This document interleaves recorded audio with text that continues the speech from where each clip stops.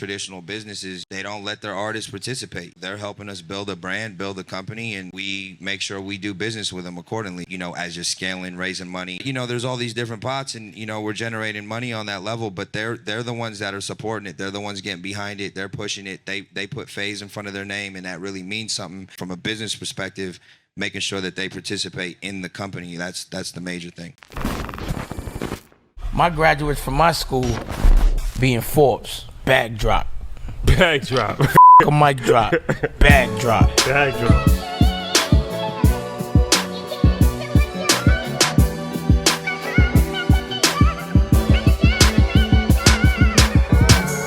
So first and foremost, thank you guys for coming. We appreciate y'all. This is going to kick off of a crazy 3-day event. We're going to talk about tomorrow a little later, but today we're going to focus on what we're about to do. And I just want to kind of just give you guys the run of show of exactly what's going to happen. So we're going to have a dope fireside chat with Kai Henry.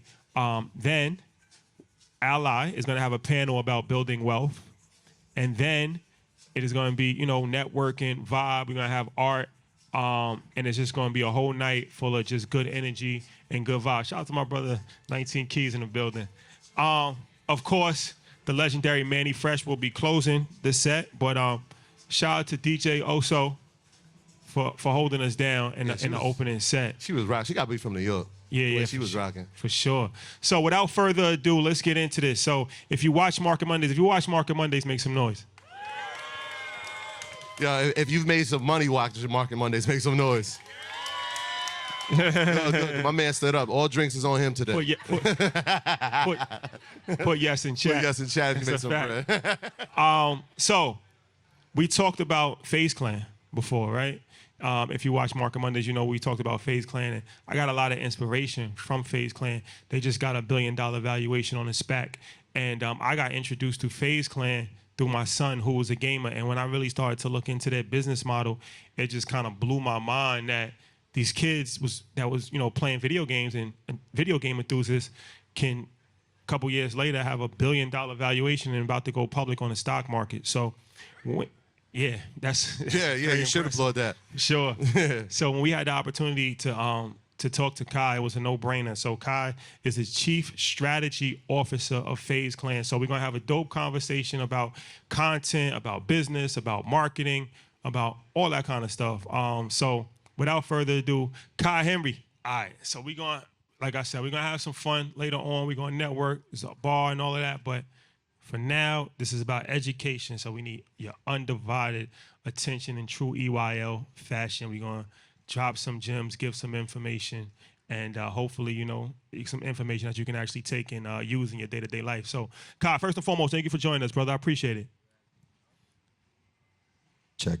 Thank you for having me. Yeah, for sure. So, all right, for anybody that doesn't know, he actually comes from a music background. So he used to be the manager for Snoop Dogg. Yeah, a long time ago. Quincy Jones. Yes, a long time ago. Ice Cube. Yeah, long time ago. Like Hall of Fame, everybody's Hall of Fame. Some legacy talent. So how did you make the transition from the music business to the gaming culture? Well, actually, it wasn't immediate. I think I kind of started that path, I'd say, 10 years ago. So I got out of the music business in around 2010. And I was making a slow transition out, but I think initially I understood that YouTube was going to be a really big platform for music in particular. And so around 2008 through 2010, I started a company with DJ Ski called Ski TV. Which was like a lifestyle, YouTube platform where we would do music videos, behind the scenes content, branded content. And so I just started thinking about, what the digital, platforms are going to bring to music. So my first step out of the music game as a manager and kind of creative sounding board for these artists was jumping into YouTube. So I did that. I sold that company in 2011 to there's a company called Karmaloop, which was like an online streetwear mall. Oh yeah, I remember back in the day. Yeah. Greg Selko. They were raising money to start a TV network, and I think they really understood that they needed some online viewership to support what they were doing. So you know, they wanted to buy a YouTube channel at that point. I was ready. I was willing. Me and Ski made that choice, and then I just transitioned into becoming an entrepreneur and just, you know, really inserting myself in different industries that I thought was gonna kind of converge down the road in the future, you know. So I got into consumer electronics. I helped Monster Cable do their deal with Interscope for Beats by Dre, and so, you know, me and Ski did that together. And then, you know, after that, got into creating our own headphone company called Soul Republic, you know, and just really just trying to understand consumer electronics, lifestyle products on that level, you know, figure out how to get your product, you know, placed in Target and Best Buy and Apple back then, and just understand channel marketing, and just honestly just educating myself through being an entrepreneur. So yeah, got into consumer electronics, got into fashion. I started a brand called En Noir with Rob Garcia back in 2013. And then I started a marketing company called Milk and Honey back in the day. And so yeah, and that just eventually led me to gaming, right? Which was, you know, I'd say 2 years ago, I started having conversations with Lee Trink, who's the CEO of FazeClan. I had met him back in my music days, about, you know, back in 2008 at a management company he was a partner at. So we just started talking, and I realized that gaming was the true convergence of all the things I had educated myself in as an entrepreneur over the past 10 years. And so I just made the jump, right? Like I didn't really fully understand at that point, you know, the ins and outs of the professional side of gaming and stuff like that. And I need to educate myself more on that. But culturally, outside of game, you know, the professional side of gaming, the lifestyle side of it, I think I was prepared to kind of have like a 50,000, you know, foot view of, you know, a brand like FazeClan with multiple business pots around it in consumer electronics, in fashion and merch, in content. And so I thought that I could bring something to the table with, you know, what I had done over the last 10 years as an entrepreneur. When we met a little while ago, we had this moment. I said, look, man, I wish FazeClan was around 20 years ago, because we would have definitely been in it, right? Like, we were gamers. What's the difference between somebody who's considered a professional gamer versus the average person who's just playing in their house? Like, what's the transition to make you a professional gamer? I mean, a professional gamer is next level talent that is, you know, I think that we've yet to kind of quantify what that really means, but like from my seat and just being in this organization, like a real true professional gamer is, you know, the same kind of talent with your hands, fingers, hand-eye coordination as someone that plays in the NBA. You know, might not be with your legs and your feet, but the difference between a casual to amateur, you know, amateur gamer and a professional gamer is a lot. It's a lot. So when I first got introduced to FazeClan, the reason why it was so interesting to me was because when my son told me about it, and he was so fanatical about these guys that was in How old is your son? FazeClan. He's 10. Yeah. So I started to look at it, and when I looked at it, the word clan was interesting to me because it reminded me of like WuTang Clan, kinda. Yes. And I'm like, okay, I get it. And I kind of used that as a lot of inspiration for Earn Your Leisure. I see some similarities, and I'm like, okay, this is something that we kind of have to look at, because when you look at FazeClan, you're not just looking at it as like gamers. They're just cultural phenomenon. Sure. That transcend gaming, and they have a lot of different, like FazeClan, like Faze Jarvis, Faze this one, and it's like It's like an ASAP mob. it's like the ASAP mob, yeah. So talk about that as far as like you being in the business model of it, for those guys to actually go out and conquer so many different areas, and obviously that's helped them reach the levels that they've reached now. Yeah, I mean, you know, they all have their own attributes, their own style, their own businesses, separately as members of FazeClan, right? So, you know, some of them, you know, we have FaZe Rug. FaZe Rug is one of the biggest YouTubers in the world. He's got 20 million subscribers on YouTube. He's probably a top 200 talent, you know, and he's a machine. He does YouTube. He doesn't game as much anymore, but he is a true YouTube giant, right? And then we have, you know, Nick Merckx, who's a gamer who streams every night on Twitch, and you know, he streams in front of 100,000 concurrent live viewers, and he's interacting with his chat. And so I think each one of them brings their own magic, and their own, almost like an Avengers, like a Justice League of, like WuTang Clan, right? Like everybody's got like their own sauce, what they bring to the table as far as lyricism and producing and stuff like that. It's the same thing with the FaZe members. So what's the selection process? Because I know somebody's in here like, yo, my son is nice. Yeah. And I'm like, yo, I'm nice. Yeah. Like, so what's the selection process like to be a part of the clan? Yeah. And when they come in on the other side, are you looking like, all right, we can build a brand around them? Or are we looking for talent that's so elite, they've already had an established brand? I mean, it's a really good question. The selection process is still being refined. The brand itself, was it's a brand that was started by internet kids. You know what I mean? These four guys met on Xbox. They were friends for a year and a half playing video games. They had never met each other in person, and then they decided to like jump in a house, and start, gaming together and getting to know each other.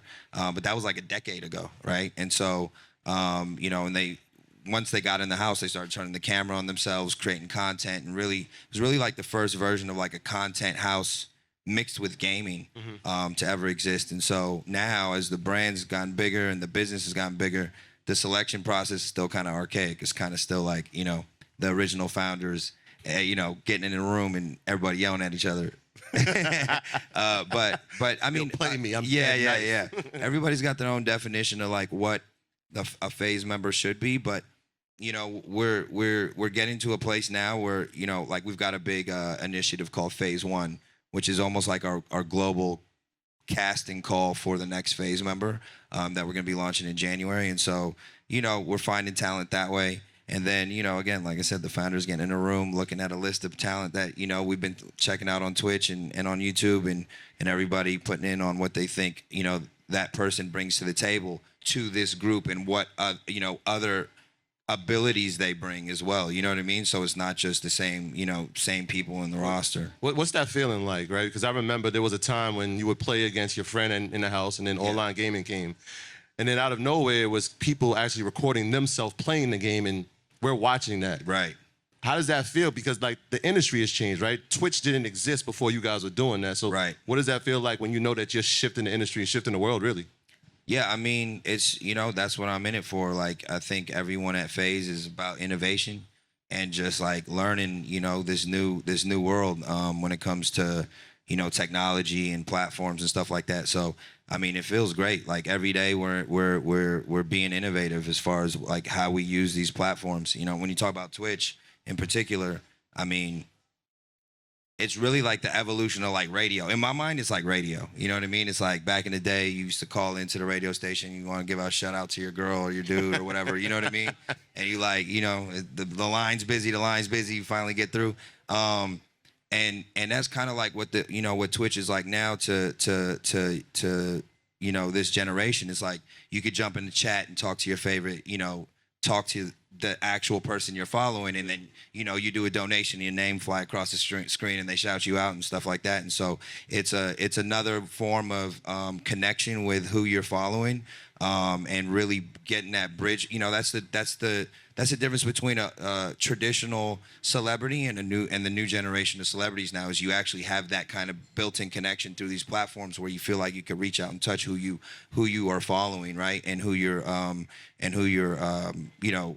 appreciative of, or who you want to spend most of your time following every day. So when I started on Instagram, my friend Valencia, she's the motivation that she really is a motivation for Earn Your Leisure in a sense, because she was the first person that I knew personally that became famous on social media. And she was a school teacher in Baltimore. So that was inspiring to me, because before that, the only famous people that I knew was entertainers or athletes. So when I saw a school teacher from Baltimore get famous on social media, I understood that we're in a day and age now that anybody can become a celebrity. A chef, a trainer, even two guys that talk about financial literacy. Fat, big fat. Yeah. Thanks. You would have never thought about that. Yeah. So now you got video gamers that have become celebrities, and celebrities actually want to be a part. So now like Lil Yachty, Kyle Murray, sure, Bronny. So talk about that as far as the cultural influence and how it has changed, where the athletes and the entertainers are following what just the other Sure. people are doing now. Yeah. I mean, look, I don't know. Gaming's been around forever. You know what I mean? As a pastime, you know, for different people, and I think culturally, you know, now when you have, you know, new musicians, new athletes that are, you know, coming into stardom, they still have that background of gaming, you know, of how they grew up and stuff like that. And so with a brand like FaZe that's been around for 10 years, it's almost like a new age legacy brand, right? And so a lot of these athletes and musicians grew up on FaZe, and they grew up watching our content and following some of our creators. So, you know, they still, they become, you know, Kyler Murray becomes, you know, top #1 pick and, you know, hopefully MVP this year. Yeah. Sports Illustrated cover. Yeah, you know, and Bronny is who Bronny is, but you know, I think they still, you know, they love FaZe. They love what it represents. They you know, it means something to them, and again, that gaming culture is running deeper than it has before, you know. Yeah, so when the brand, because you're talking about the musicians, Yeah. I know one of your first now is K-Son, right? Yeah, FaZe K-Son. K-Son. So like, how was that, right? Because now he's a gamer / musician. Yeah. But he's working with some elite talent, right? Yeah. I think y'all partnered with Little Dirk.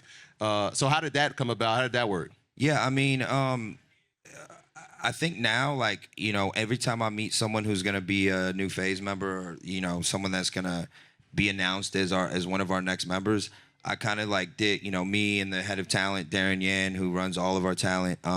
We sit down with them and we just see what other aspirations they have as far as their business goes and what they want to do outside of gaming. And so K-Son, you know, he expressed that he loved producing on the side. He wanted, you know, he DJ'd a little bit, and you know, my old ass like music gene kicked in, and I was like, I think I could do this again. You know, and so we started talking, and then we just started, you know, making music, like honestly, right? And I think, you know, when it comes to rolling out an announcement for one of our members, like one thing we considered was like, we wanted to take his brand and it be gaming and music simultaneously, not you're a gamer trying to do music, or you coming out as a DJ music trying to do, you know, trying to game. So we really solidified him, got him streaming with a lot of our members, just solidifying him on the gaming side. In the meanwhile, this is before announcement, but in the meanwhile, making music and getting ready for his launch and announcement. And, you know, Lil Durk wanted to do some gaming stuff with FaZe. He had aspirations to launch OTF gaming. So we did some content with him, and we were just like, hey, you know, while we at it, why don't we make a record? You know, and then we threw Future on there, and just experimenting with our platforms, right? Like, not really, there's no real pressure as far as like having to have a hit record. It's just like, what's something we want to do? You know, we have our own platforms, our own marketing power. And so, yeah, it was just, you know, that was kind of. Yeah, I mean, it's interesting, right? If when he makes the record, and let's say he's on Twitch and 1 million people are watching and the song's playing. Yeah. That's 1 million listeners. No, exactly. Well, yeah. Well, the music industry's figuring out what that means, but yeah, that's what I think. Yeah. So let me ask you this: Yeah. the revenue model for FaZe, Sure. because obviously to have $1 billion valuation is interesting, but there's revenue that's coming in, right? So can you talk about a few streams of revenue that FazeClan actually? Yeah, I mean, I think number one, first and foremost, is, you know, we participate with our creators. They have their own businesses, you know, and a lot of it is AdSense driven through YouTube and through Twitch. And we also have the ability to bring them brand deals, right? So it's almost like, you know, all of our creators have their own siloed businesses on their own, but we participate in them. So it's almost like a label, right? Yeah. Yeah, so You know, I wanted to talk about that because that's interesting. The key with that is unity. Sure. The key with that is unity. I was just having a conversation with somebody. A lot of times we lack unity, and it wouldn't have had $1 billion valuation if each member was a solo artist doing their own thing. Facts, yeah. So it's like, you got, how many members is in FaZe? We're 80. So you have 80 members, and like you said, now it's a collective. Everybody's doing their own thing, but it all kind of falls under the umbrella of FaZe. Yeah. FaZe, you know, gives them support, but also they're part of the revenue share because they give them exposure. And now, instead of one person getting a $10 million deal, one company has a $1 billion valuation. Yes. So there's power in collective economics. Absolutely, and also power in skin in the game. You know what I mean? I think for a long time, a lot of just traditional businesses, they don't let their artists participate. You know what I mean? And so they're helping us build a brand, build a company, and we make sure we do business with them accordingly. You know what I mean? That's part of my job, is to make sure we balance that ship. And as you're scaling, raising money, making money. Other ways we make money is merch, right? Like I see you guys killing it on the merch side. Yeah, we're gonna get to America. We're gonna get to the merch in a sec. But there's all these different pots, and we're generating money on that level. But they're the ones that are supporting it. They're the ones getting behind it. They're pushing it. They put FaZe in front of their name, and that really means something. And I think that from a business perspective, making sure that they participate in the company, that's the major thing. Yeah, before you go, I just want to say something because. So now you understand why I've studied FazeClan, because if you watch Earn Your Leisure, you see the merch. You see, we have Earn Your Leisure, which was one of the top podcasts in the world. We started Market Mondays. We started EYL Network, EYL University. So now you see the pathway to that $1 billion valuation. Let's get it. Just got right. Clap it up for that. The valuable lesson is you don't have to reinvent the wheel. From a content creation standpoint, because I'm sure there's people in here right now that are creating content for their brands to try to build their brands. You got 80 people that are under the FazeClan umbrella. What's that process like? Is there a schedule? Is there a quota that people have to meet? Deadlines that they have to meet as far as content? How does that work? No, I mean, the great thing about it is, we have our deliverables for our partners and stuff like that, right? For like, if we do a deal with, McDonald's, or we have a deal with Nissan and Beats and stuff like that, we have to we have to meet our deliverables as an organization. But really, for each creator, that's how they eat. You know what I mean? So it's really like, it's based off their business. They're like that youth culture. They want to work. They want to make money. You know what I mean? Like, I'm an '80s baby. A lot of. Shout out to the '80s baby. Yeah, don't do that. Saying, don't do that. Yeah, I'm just saying. But like, I'm not knocking. I think, that generation, my generation, there's a lot that we bring to the table as far as being a bridge between two, like more of like a boomer culture and Gen X, but like, or Gen Z, sorry. But overall, a lot of '80s babies didn't want to make money like that. You know what I mean? Like, when you get in your creative bag and you start thinking about, like, you don't really want to, it's like that whole artist thing, right? And this generation, they want to make money, but they there's a very specific way to monetize what they do, and they make sure that culture and their community and their audience is at the forefront of what they care about, right? Over money, but in general, they do what they need to do. You know what I mean? And yeah. If you don't move your feet, you won't. Yeah, and then yeah. So you mentioned, I want to talk about brand partnerships. Yeah. And trying to get an understanding of the selection process and try to figure out which member will fit with which brand. So you said McDonald's. I know you had Nissan.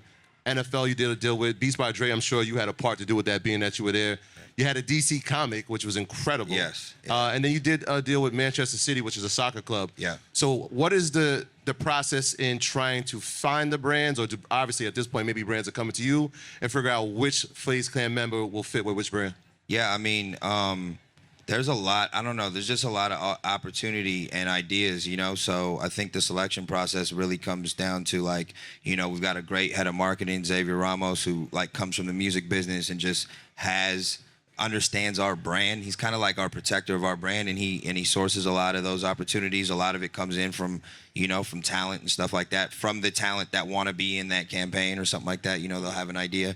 But I think as far as like who we're partnering with, our sales team is bringing in just giant opportunities, and then we sit down in a room. It's like a red light, green light meeting, where we all sit down and figure out if it makes sense for our business. There's two things: the brand and the business, and those two things generally don't go together very well when you're making decisions like that, right? So you have to, there's a cadence to doing enough shit for your brand, enough stuff for your brand, and then you have to do what's right for your bank account and for the business, right? And so that's really how we assess it.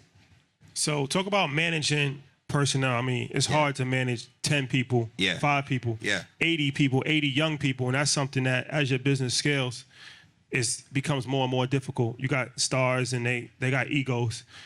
How is it to manage that, and how is it to keep them focused that no matter how big you get, you still got to be under the brand? It's hard. I don't know. It's hard. It's that, you know, we have a whole talent team. That's what they do. They make sure they're managing the talent, managing expectations, you know, helping them drive their careers. Like it's a full-time job, working with talented young creators that they have their own understanding and algorithms that they live by for their business and what they do, and we have to match that. So it's a lot of communication and translation. You know what I mean? That's I think the key to success on the talent side is just managing expectations, communication, and having a trust.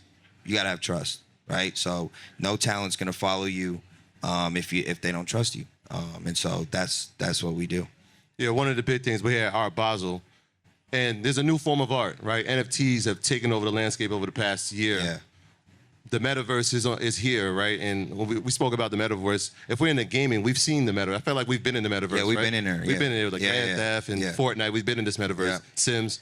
So what role does FazeClan play in the forward thinking or the future thinking of the metaverse, in your opinion? Yeah, so I think, I mean, look, the metaverses up until this point have been video games, metaverse, right? So like Epic, you know, with Fortnite, you know, Activision with Call of Duty. So I think that, you know, we have the innate knowledge as far as what FazeClan or any other gaming organization, you know what I mean? Like, I think that there's the innate knowledge there where, you know, you can maneuver in that world and quickly understand it as a platform and new social media and what it brings to the table with spatial audio and being able to meet people in the metaverse. I ultimately think that game theory, how to gamify NFTs, how to gamify experiences is what's going to win. And so, or be one of the main components in the metaverse. And so, you know, when you sit a table, you know, sit a bunch of gamers down at a table and you start talking game theory and why, you know, how things should be gamified, it's pretty fun and you get some answers really fast. So I think that, you know, for us, that's what we're most interested in is like, you know, you're starting to see like, okay, the art world really blew up on the, you know, on the NFT side and it's beautiful. I think, you know, on the collectible side in the NFT world, like people are really understanding that and just the experience you get through, you know, the way these NFTs unlock, you know, a certain like an affinity program or like a fan club, you know, where you you know, you get access to certain things by holding these NFTs. And the next level is gamification and monetization of NFTs, right? You're starting to see, and I'm not saying that these things are, you know, I'm not saying these things are the way, but like you see something like Wolf Game, which is a huge NFT project where you're literally gamifying these NFTs now and being able to create tokens and monetize that and use it in the game or swap out for ETH. A lot of stuff like that that's coming down the pipeline. I think that's what, you know, that's where we'll live. That it really ties in with crypto too. Yeah. That's when we got introduced to, what was the crypto for the games? Tron. Yeah. And now when I got introduced to Tron in 2017, I was obsessed with it. yeah, that was Troy's favorite crypto for a while. But the reason why I understood Tron, Justin Sun is the guy, right? Justin Sun, yep. Is because I understood how big gaming was. Yeah. So that was their whole thing, is to become the token or the coin for the gaming community, and you can use it for games. So I'm like, this is a no-brainer. It hasn't really worked out the way we thought it would. It hasn't. It's not over yet. To say the least. But that was the theory. But what you're just talking about as far as the gamification of NFTs and plays right in line with something like that, because you're going to need currency to actually play it. And then if there's a native crypto that's designed For that. for the gamification of NFTs, then that's like a home run. Yeah, I think with a great idea, not to cut you off, but with great ideas, sometimes they happen too soon, right? So it would be like trying to introduce Tesla in 2007. The world wasn't ready for it, right? But if you look at Tesla in 2021, Yeah, sure. it's past every car company in the world. And so why I thought it was going to be a great idea was because I understood the League of Champions, and I'm like, we don't play it, right? As adults, most of us don't. But there's a huge population that play it, and they play it on their phone. Right. And when they're in the game, you're stuck in it, and you need the tokens. And so is that what you're looking at? Yeah, I mean, yeah, play to earn. You know, play to earn. That's the future. You know what I'm saying? I even think for like, you know, I think countries are. You're seeing it. Countries embracing play to earn and communities being able to create value in an ecosystem through DAOs, through, you know, play to earn systems, stuff like that. Like that's actually really important. Outside of gaming, it's just really important to, you know, low income communities and countries that are, you know, where their currencies are hurting and they got to figure out, you know, another option. So I think, you know, play to earn. I think we're gonna, you know, uncover new FaZe members of like when it comes to the talent that's gonna come into play now, a whole new talent pool of like play to earn, you know, like beasts, you know what I mean? So I think it's gonna be interesting. I think like finding that new world of talent in the metaverse is gonna be fun. The EYL coin. Oh, it's coming soon. DAO. We was just talking about DAO the other day. Yep. It's crazy. All of these conversations all come together. They all converge. Yeah, they all converge. I think. Yeah. Let me ask you this: as far as for content creators, you talked about Twitch. Everything changes so much. I just even found out about Twitch like this year, and I didn't realize how big it was. Yeah. And then of course TikTok. So would you guys have so many followers on all different platforms? What are your thoughts if somebody was creating content today? What platform should they focus on? Twitch for sure. Twitch for sure. I think Twitch has been a gaming platform up until this point, but you know, just seeing the ways that you can make a business there and get yourself out there and grow an audience, I think Twitch is very important. I think, you know, from a community level, like just making sure you're communicating with your fans through Discord. I think, you know, Discord, if you're not really, you know, building there, you might, you know, you just might want to look at building an audience there. Let's see. TikTok, yeah, absolutely. TikTok. I mean, but you know, and then it's leading into places like, you know, again, this space is moving so fast, but like I'd look up and start looking at these different metaverses, Sandbox, you know, Decentraland, you know, Meta when they roll out on a certain level, like right now is the time to learn all these platforms and get ahead and really, you know, educate yourself and create new brands. Like doing what's been done, that's cool as a good foundation. But like we're living in a time that like, I mean, this hasn't happened in 35 years. You know what I mean? What we're seeing a like when those stars align as far as like a financial revolution, you know, Web 3.0, a new evolution on the web. All these things are shifting at the same time. Like I would, you know, start looking at these new platforms and figuring out ways to build things, because, you know, it's to be, you know, identified what's what yet. You know what I mean? You come up with anything. I was like coming off the top of the head the other day about something I wanted to do in Meta, and people were sitting around like, oh yeah. And I was like, shit. I'm sitting there like, okay, you know what I mean? Just being creative with what you're seeing, and but yeah, you know, Twitch, TikTok, Discord. I think those are the major ones. Right now. You just got Twitter for sure, obviously. I just started thinking now, and maybe this is a plan, because I'm thinking about the future growth of the brand. Obviously, the EYL house comes from the FaZe house. Shout out to y'all. Okay. But I'm thinking Decentraland, Sandbox. Are we buying digital real estate with the clan? And if so, are these type of lessons being taught? Because I know you have FaZe Academy. Maybe that's something different. Right. Can you explain what that is? And if you're interested in digital real estate. Yeah, so FaZe Academy is just a program that we put, you know, potential FaZe members through. It's ran by Darren Yan, our head of talent, and it's really just like, you know, preparing them for what it means to be a FaZe member and have those kind of eyeballs on you and do media training and, you know, it's really testing out who you are as a person, a little bit more deeper dive for us as far as who you are as a human. You know, to make sure that, you know, it's a right match. Mm-hmm. So we put them through FaZe Academy, and, you know, we have a lot of our heads of departments come and sit with whoever we have in the academy at that point, from PR to marketing, to explain our business, let them know what they're in for, right? And then again, also check them out for a longer period of time, make sure that it's a match. Yeah. And then on the my bad. No, go ahead, my bad. Yeah, the digital real estate thing. Yes, the answer is yes. How'd I know? Yeah. Yeah, I think that the gaming world. Let me ask you this: do you feel concerned at all? Because I feel like a lot of people have become addicted to video games. It is very addicting. So I have a two-part question to this.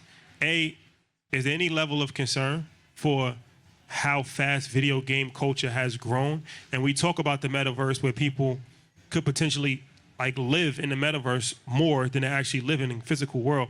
That's almost kind of happening now. If you have a kid that plays video games, they're playing video games all day, every day. Yeah. So what's your thoughts on that?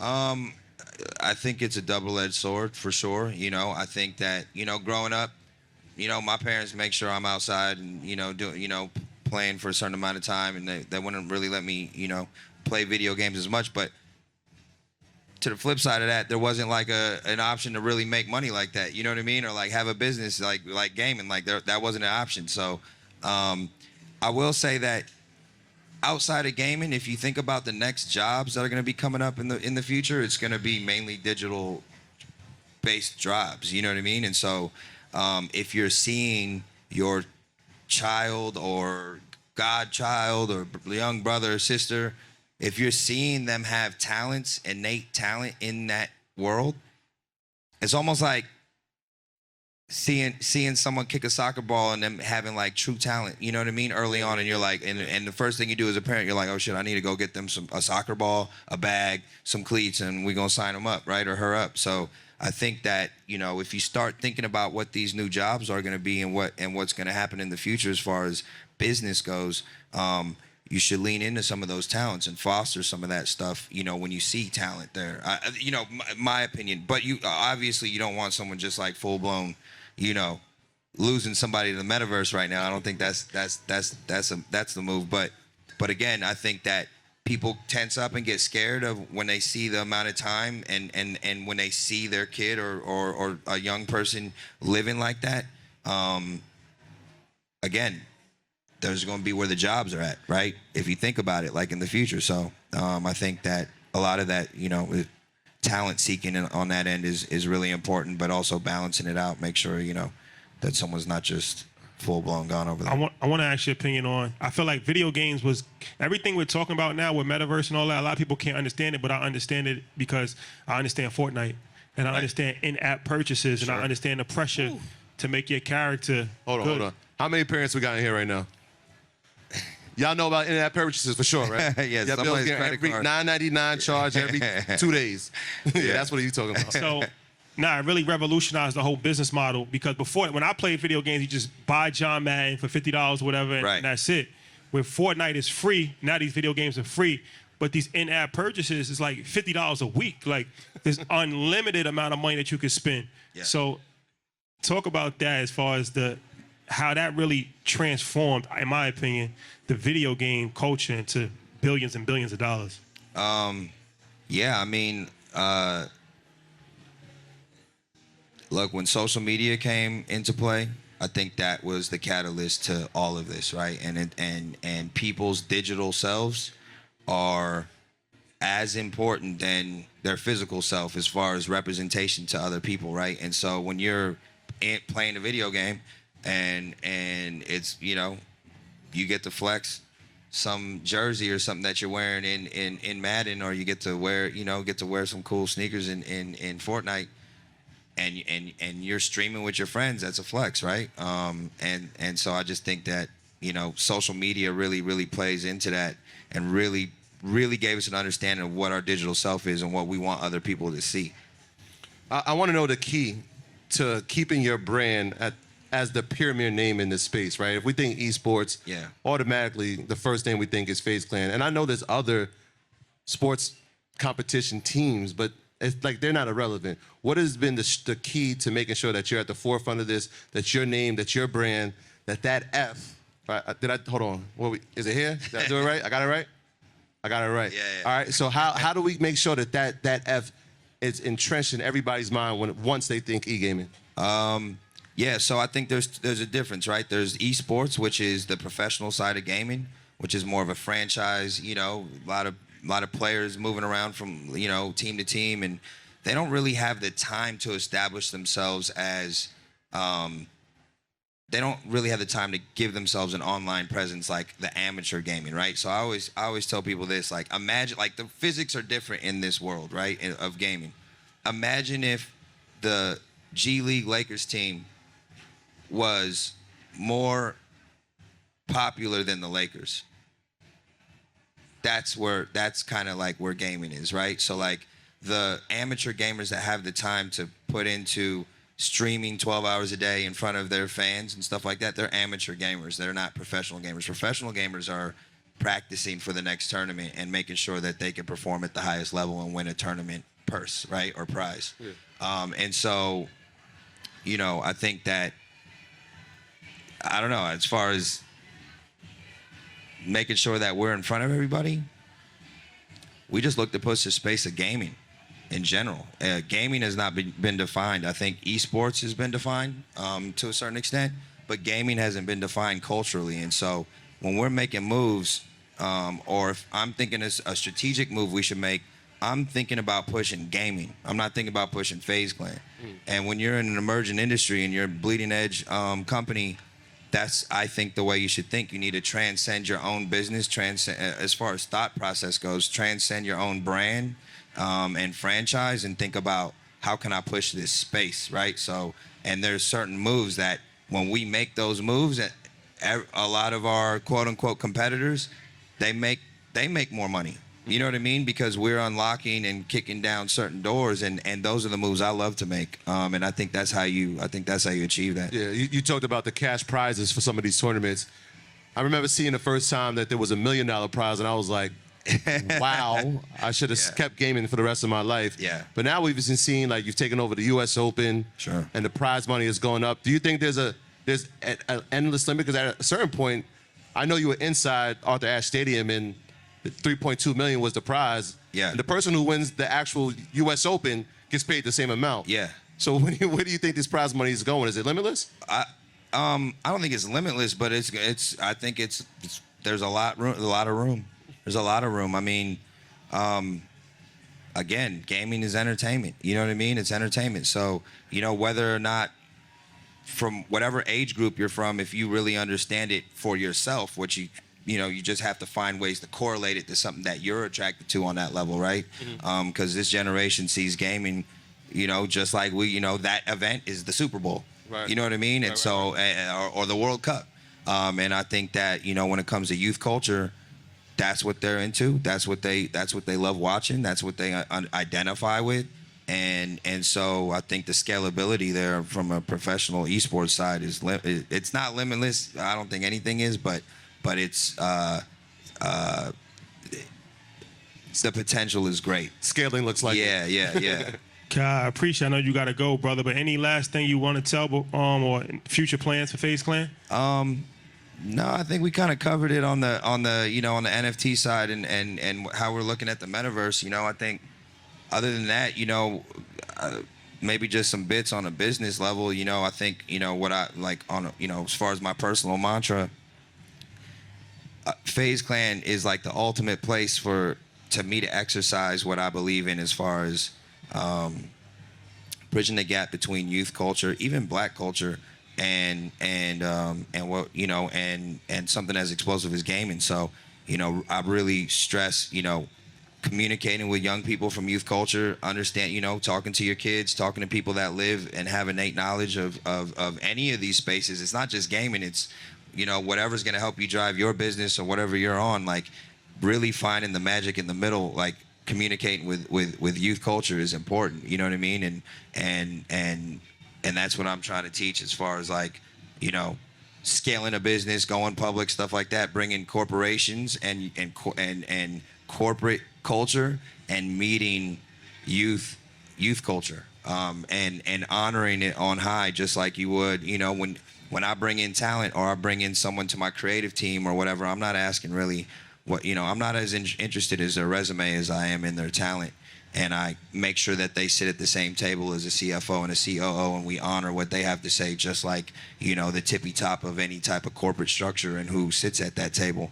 You know, certain companies now have to have many people sitting around that big table figuring out, like, what we're going to greenlight and stuff like that, you know, especially with BLM and what happened with a lot of brands putting stuff out they shouldn't put out. And you got to have somebody sitting at that table going, hey, what is that? No, you can't do that, right? Because you need another lens there. And so when it comes to youth culture, usually those two sides don't talk. Your corporate America, and then you got a bunch of kids that play video games, right? How are you going to export product that is meaningful, scalable, and create a business around that? And so it's really about the weight in gold and honoring, the youth and making sure you can, teach them, bring them along, and also listen. I listen a lot. It's mainly what I do is listen. Appreciate you, brother. Thank you Clap so it much. up for Cobb. Thank you for having me. Thank you for having me. My graduates from my school being Forbes, bag drop. Bag drop. A mic drop, bag drop. Bag drop.